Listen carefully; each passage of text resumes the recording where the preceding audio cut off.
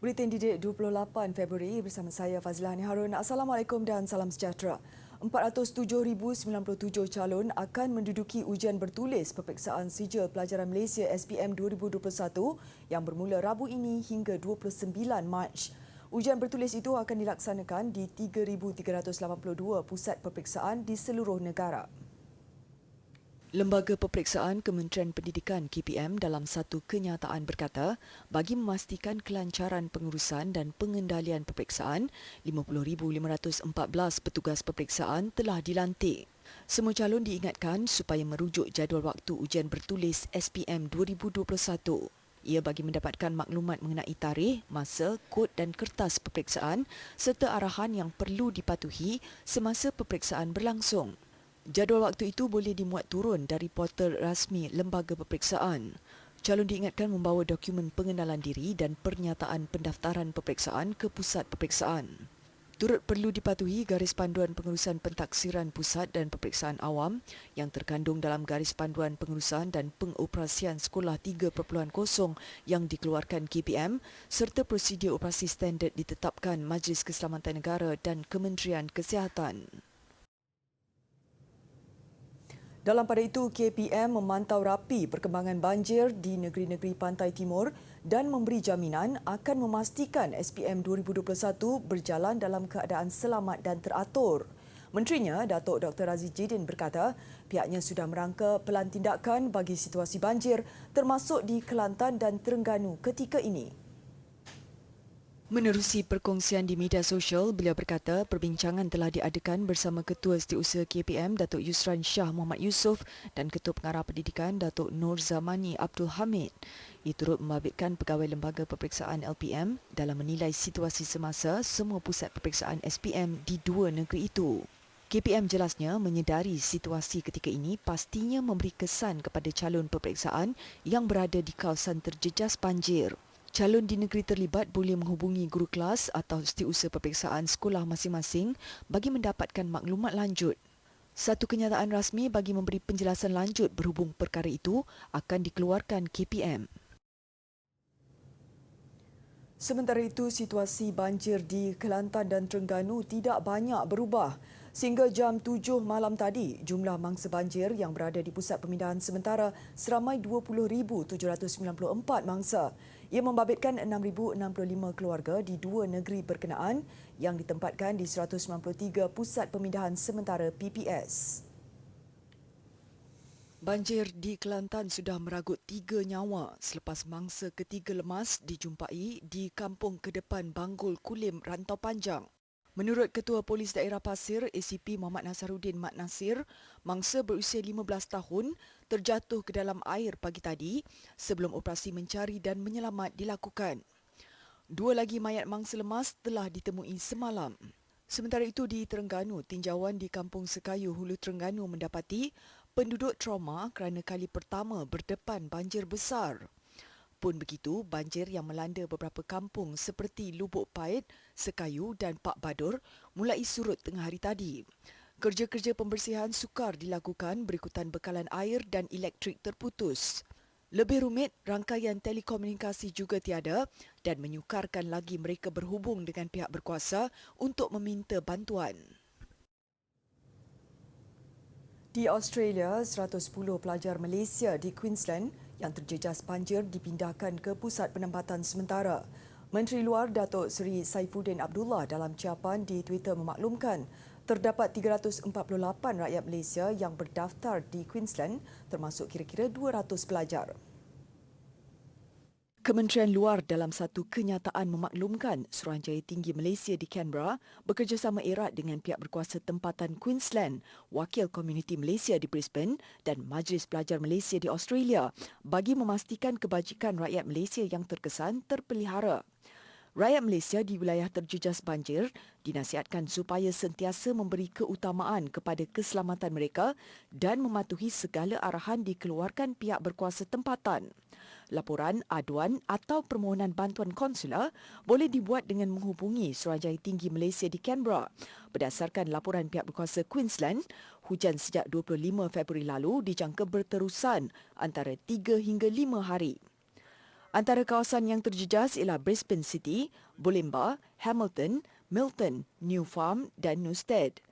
1,544 orang dipindahkan ke pusat penempatan sementara, manakala lebih 1,000 sekolah di pantai timur negara itu ditutup.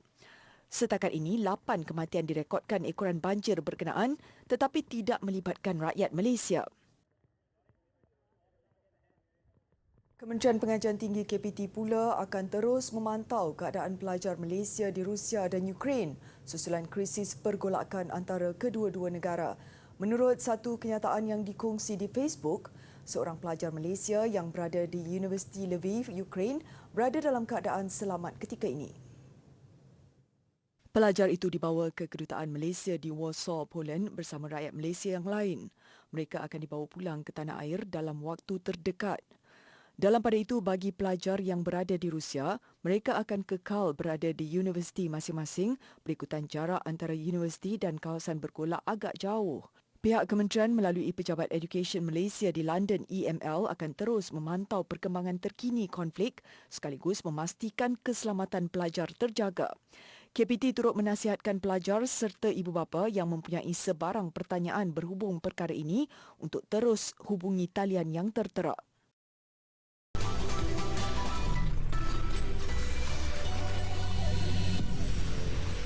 Yang di-Pertuan Agong Al-Sultan Abdullah Riayatuddin Al-Mustafa Billah Shah menyambut baik inisiatif Sekolahku Sejahtera yang dilaksanakan oleh Kementerian Pendidikan ke arah membentuk kemenjadian murid. Baginda bertitah pada perasmian istiadat pembukaan mesyuarat pertama Penggal ke-5 Parlimen ke-14 hari ini. Titah baginda, kerajaan akan terus mengukur dan menyokong pembelajaran menerusi pembudayaan amalan dan nilai murni serta persekitaran sekolah yang selamat dan kondusif. Semua pihak sewajarnya menyokong usaha yang dilakukan demi untuk merapatkan jurang pembelajaran murid yang wujud akibat pandemik COVID-19. Jalinan kerjasama baik dan positif hendaklah terus diwujudkan dan disokong bagi memberi pengalaman pembelajaran yang bermakna kepada anak-anak kita. Baginda turut menyokong usaha kerajaan membangunkan rangka tindakan kesejahteraan pendidikan tinggi sejahtera IPT dalam memastikan kecemerlangan pendidikan tinggi pasca pandemik. Seri Paduka menyambut baik usaha penubuhan Majlis Tibet Negara, pelancaran Pelan Strategik Kebolehprasaran Graduan dan Pelan Tindakan Keusahawanan Institut Pendidikan Tinggi 2021-2025. Titah baginda ia merupakan naratif baru bagi melahirkan graduan holistik dan seimbang. Dalam pada itu, Yang di-Pertuan Agong turut bertitah, peralihan Malaysia menuju ke fasa endemik COVID-19 perlu dilaksanakan secara berhati-hati. Sebagai langkah pertahanan menghadapi penularan varian baru, rakyat diseru mendapatkan dos penggalak vaksin COVID-19.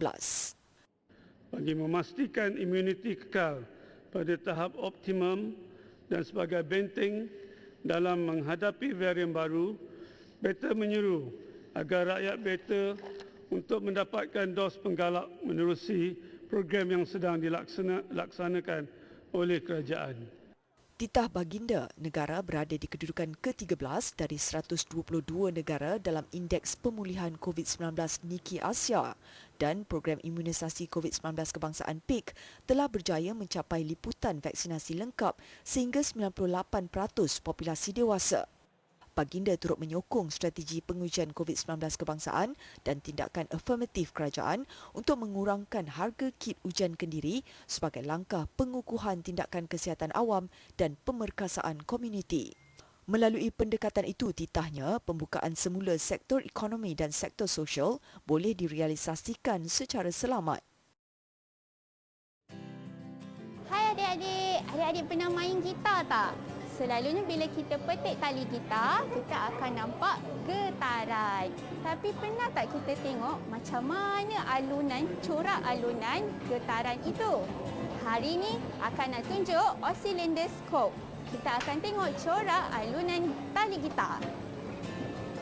Bagaimana kita dapat melihat corak ini? Ia terhasil disebabkan oleh prinsip fundamental kerja mata manusia ataupun dengan kata mudahnya bagaimana mata dan otak kita berfungsi. Sistem visual manusia boleh memproses 10 hingga 12 imej dalam satu saat. Sekiranya imej yang diproses adalah lebih daripada itu, otak akan mentafsirkan imej tersebut sedang bergerak. Di sini ada garisan putih, ada bahagian belakang warna hitam. Okey, disebabkan garisan putih dan hitam ini dia memberi kontras kepada imej kita, dan sebab itulah adik-adik boleh nampak dengan jelas alunan tali gitar ini.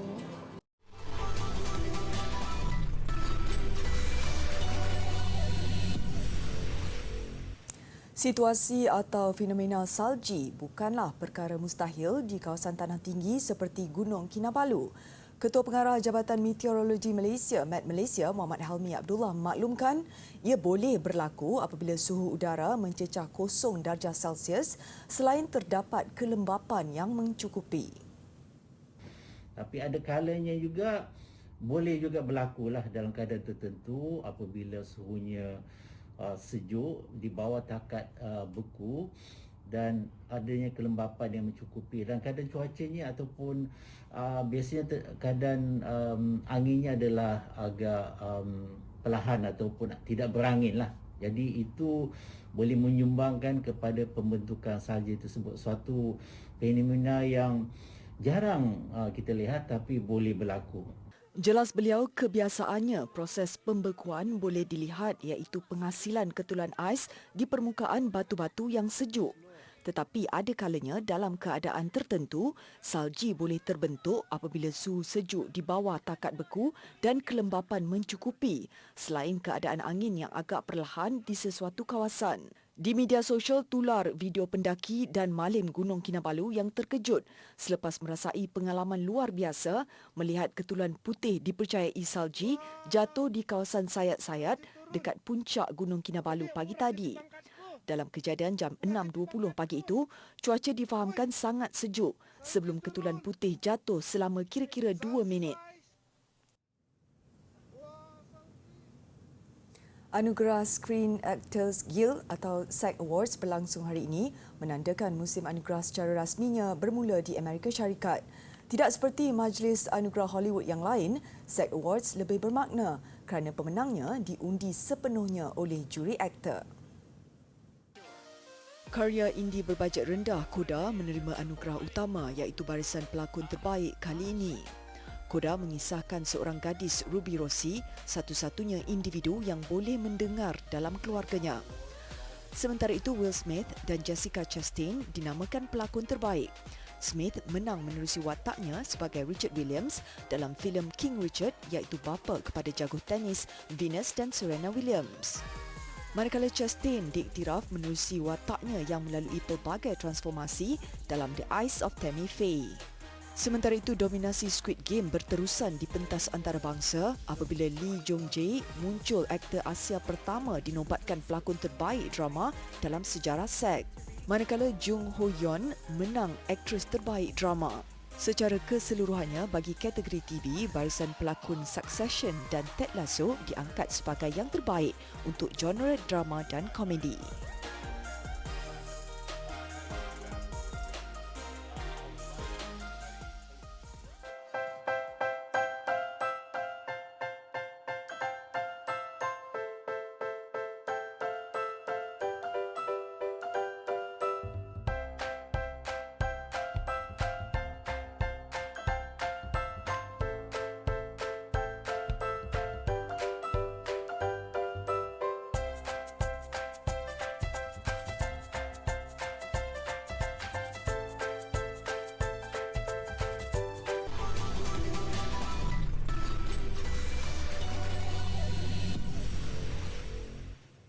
Sukan Liga Hoki Wanita Kebangsaan terus menyaksikan saingan sengit Negeri Sembilan dan pasukan KPT Unitan Thunderbolts.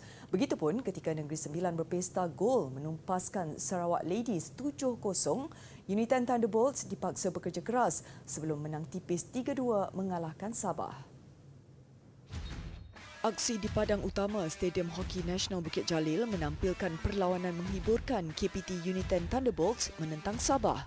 Sabah terlebih dahulu memecah kebuntuan seawal minit ke-11 menerusi jaringan sudut penalti Nur Hafizah Maznan. United kembali menyamakan kedudukan hasil jaringan padang Nur Maizatul Hanim Syafi Sheikh Fuad 2 minit selepas suku kedua bersambung.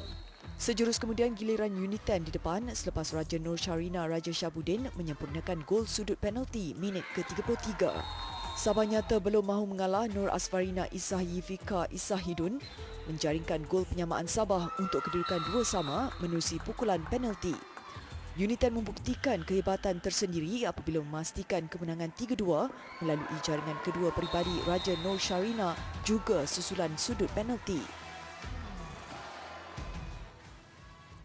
Keperkembangan Liga Futsal Premier Malaysia, Pahang Rangers FC merakam kemenangan ke-9 menundukkan Terengganu 4-1 untuk menyaingi pendahulu Selangor Mag.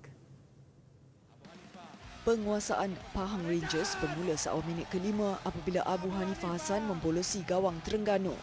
Belum sempat Terengganu mengukuhkan barisan pertahanan, Pahang meledak gol kedua menerusi Mahathir Harahap Hairudin. Minit ke-19 menyusul gol ketiga Pahang, kali ini hasil jaringan Muhammad Rizwan Bakri. Rizwan Bakri menjaringkan gol kedua peribadi untuk Pahang selesa mendahului 4-0 pada minit ke-23. Terengganu bagaimanapun berjaya juga mendapat gol sagu hati menerusi Said Syahrul Nizam Said Abdul Rahman 2 minit sebelum permainan tamat. Selepas menjuarai FIFA Online 4, sesi kelayakan kebangsaan, pasukan Orange Esports menaruh harapan tinggi mewakili Malaysia ke Sukan C Vietnam tahun ini. Namun segala-galanya bergantung kepada Persatuan Bola Sepak Malaysia FAM yang hanya akan mengumumkan senarai akhir pasukan layak esok. Walaupun belum ada jaminan tempat ke Hanoi, persaingan sengit disajikan kedua-dua pasukan Orange Esports dan King bagi penentuan kejuaraan permainan FIFA Online 4. Muhammad Ashraf Kamal atau AK31 yang memulakan aksi buat OE berdepan Betamud jelas sukar digugat menang 3-0 pada perlawanan pertama. Bagaimanapun berdepan Jack Atlas pada perlawanan kedua sukar buat Ashraf apabila tewas 0-2 menyaksikan kedudukan semasa terikat satu sama. Namun Wan Muhammad Hakim kembali meneruskan penguasaan pasukannya apabila menewaskan Jack Atlas 1-0 pada game ketiga. Menentang Yugi Mutau pada perlawanan keempat, aksi sengit disajikan kedua-dua pemain yang terikat satu sama pada satu ketika. Namun jaringan yang dilakukan Hakim berbaki 5 minit perlawanan memastikan kemenangan 2-1 sekaligus membolehkan Orange Esports mengalahkan King 3-1. I want to say thank you to everyone who supported us along the way. I think we're training for this qualifier for more than 1 year. And I hope in the end we really get selected. All four of us go together. We play together. We go together. We win together. FAM dijangka menyerahkan senarai pemain bagi permainan FIFA Online kepada Jawatankuasa Pemilihan Sukan C Vietnam esok. Piala Liga Inggeris musim ini milik Liverpool apabila menewaskan Chelsea. Aksi sengit yang berlarutan ke penentuan sepakan penalti itu menyaksikan Liverpool bergelar juara dengan keputusan 11-10. Chelsea tampil dengan motivasi tinggi memburu trofi kedua selepas menjuarai Piala Dunia Kelab FIFA. Seperti yang dijangka, bukan sesuatu yang mudah berdepan Liverpool. Minit ke-67, Liverpool memecah kebuntuan jaringan menerusi tandukan Joel Matip namun dinafikan VAR selepas Virgil van Dijk didapati offside. Perlawanan dilanjutkan ke masa tambahan dan minit ke-98, giliran Chelsea pula hampa apabila jaringan Romelu Lukaku tidak disahkan VAR. Tamat 120 minit, pemenang ditentukan menerusi sepakan penalti. Percaturan Chelsea yang menukar penjaga gol memasukkan Kepa menggantikan Edouard Mendy nyata tidak menjadi. Bukan sahaja gagal menghalang satu pun sepakan lawan, malah Kepa yang mengambil sepakan ke-11 Chelsea menyaksikan sepakannya melambung tinggi. Kejuaraan milik Liverpool dengan keputusan 11-10.